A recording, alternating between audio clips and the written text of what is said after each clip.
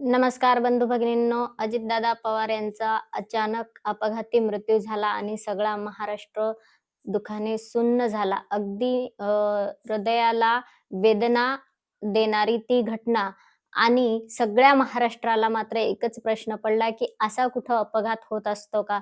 जो इतका अचानक आणि इतका भयानक असू शकतो आणि तोही महाराष्ट्राच्या उपमुख्यमंत्र्यांचा आणि महाराष्ट्राच्या अर्थमंत्र्यांचा असं अपघात होणं शक्य नाही म्हणून कुणीही या अपघातावर विश्वास ठेवायला तयार नाही. हा घातपातच आहे असा लोकांच्या मनात अ, पूर आला की शंकांचा पूर आला आणि लोकांना वाटू लागलं कुठं की हा नक्कीच अपघात असावा. हा मुद्दामून घडवून आणलेला अपघात आहे. हा निस्ता अपघात नाही. हा घात आहे आणि म्हणून ह्या शंका लोकांच्या मनामध्ये उत्पन्न झाल्यानंतर त्यांच्या परिवाराच्या मनामध्ये येणं साहजिकच आहे. परंतु ऐन अंत्यविधीच्या वेळी शरद पवार यांनी एक प्रतिक्रिया दिली होती, की हा अपघात आहे, हा घात नाही आणि लोकांना शांतपणे त्या ठिकाणी अंत्यविधी पार पाडू द्यायला भाग पाडलं. कारण का? त्या दिवशी जर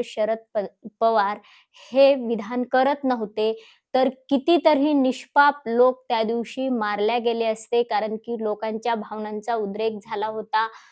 लोक अगदी दादांच्या त्या जळत्या चितेमध्ये उडी टाकायला तयार झाले. इतके लोक दुःखाने व्याकुळ झालेले होते आणि एवढंच नाही तर लोकांनी जर त्या दिवशी आक्षेप घ्यायला सुरुवात केली असती, की हा घात आहे वगैरे, तर त्या दिवशी पोलिसांनी लाठीचार्ज तर केलाच असता.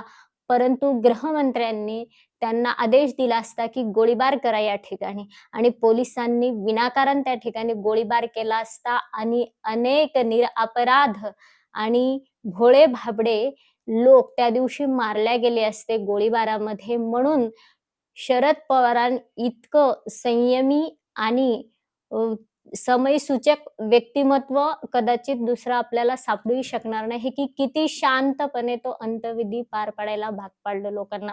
इतक्या लोकांच्या मनामध्ये शंका होता आणि त्यांच्या कार्यकर्त्यांच्या मनामध्ये तर शंकांचं काहूर उठलं होतं. तरी सुद्धा कार्यकर्त्यांना सुद्धा एका वाक्याने शांत केलं. परंतु कुठेतरी आपल्या परिवारातला व्यक्ती गेलाय. कुठेतरी इथे महाराष्ट्राच्या मनामनात घर केलेला अर्थमंत्री आणि उपमुख्यमंत्री गेलेला आहे आणि संपूर्ण महाराष्ट्र आणि महाराष्ट्राच्या बाहेर सुद्धा त्यांना दादा म्हणूनच ओळखल्या जायचं.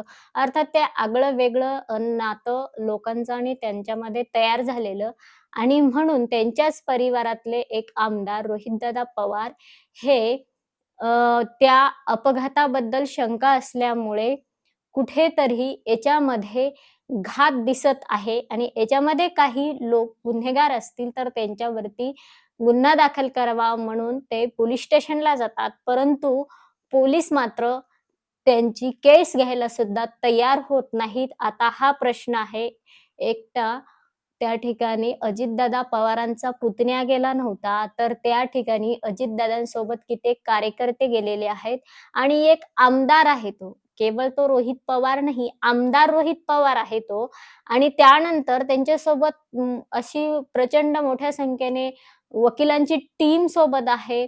सगळी कायदेशीर माहिती पुरवूनच तो गुन्हा दाखल करायला जातात. तरीही पोलीस तो गुन्हा दाखल करून घेत नाहीत, नकार देतात, स्पष्ट नकार देतात. आता एकच विचार करण्यासारखं आहे, की महाराष्ट्रामध्ये एखाद्या आमदाराकडून जर आणि एवढा मोठा घात झालाय त्याच्या परिवारासोबत, तरी गुन्हा दाखल करून घेत नसतील चौकशीसाठी, तर सामान्य माणसं आज कोणत्या परिस्थितीत जगत असतील. जर पवार घराण्याला न्याय मिळत नसेल, तर महादेव भाऊ मुंडेंच्या आणि संतोष देशमुखांच्या परिवाराला न्याय मिळेल का? हा प्रश्न लोकांच्या मनात आज निर्माण झाला नसेल का? हा गृह खात्याला हा प्रश्न पडला नाही का? कारण का? अरे ज्या घरातून महाराष्ट्राला, केंद्राला मंत्री मिळालेले आहेत, ज्या घरातून लोकसभेचे खासदार आहेत, ज्या घरातून राज्यसभेचे खासदार आहेत, ज्या घरातून महाराष्ट्राचे 2-2 उपमुख्यमंत्री, ज्या घरातून आज कितीतरी आमदार बाहेर पडत आहेत, ज्या घरामध्ये अ, अनेक वेळा असे पद भूषवलेले लोक आहेत आणि त्या घराला जर न्याय मिळत नसेल, तर मग वैभवी देशमुख, संतोषभाऊ देशमुखांचे ते छोटे-छोटे लेकरं आणि महादेव मुंडेंचे लेकरं यांनी कुणाच्या तोंडाकडे बघायचं. आज जर त्या पवार घराण्याला न्याय मिळाला तर निश्चित सामान्य लोकांना पण वाटेल, हां, आम्हाला पण न्याय मिळण्याची अपेक्षा आहे आणि आम्हाला जर मिळत नसला तर आम्ही सांगूत मग त्या घराण्याला तुम्ही न्याय दिला तसं आम्हाला द्या, आम्ही उदाहरण दाखवू. पण आज त्यांच्याकडून किमान साधा गुन्हा सुद्धा दाखल करून घेत नसतील आणि वरून झिपरे-झापरा एखादं लगेच शासनाचं ते तुकडा टाकलेलं आलं ते वकील पळत सदावरती, की रोहित पवारावरच गुन्हा दाखल केला पाहिजे बघा. म्हणजे रोहित पवारांचा काका गेलेला आहे.